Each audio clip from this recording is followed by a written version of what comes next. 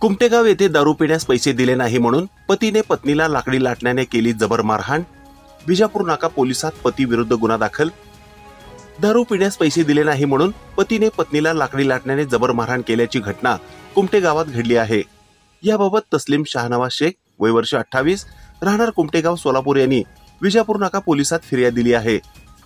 दिनांक 28 नोव्हेंबर 2024 रोजी रात्री 11:30 वाजता फिर्यादीचे पती शाहनवाज कैनर शेख वय वर्ष 27 राहणार कुमटेगाव सोलापूर याने दारू पिण्यास पैसे दिले नाही म्हणून फिर्यादीला शिवीगाळ केली।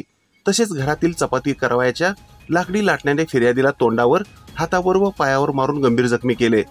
मारहाणीनंतर फिर्यादी या सोलापुरातील सिव्हिल रुग्णालय येथे जाऊन उपचार घेऊन दिनांक 29 नोव्हेंबर रोजी सायंकाळी 6:30 वाजण्याच्या सुमारास दिलेल्या फिर्यादीनुसार गुन्हा दाखल करण्यात आला आहे। अधिक तपास पोलीस अंमलदार सिलसिद्ध बहिर्जे हे करीत असल्याची माहिती शनिवारी पत्रकारांना देण्यात आली आहे।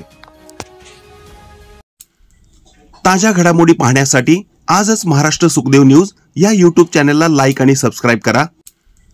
ताज्या घडामोडी पाहण्यासाठी आजच महाराष्ट्र सुखदेव न्यूज या YouTube चॅनलला लाईक आणि सबस्क्राईब करा।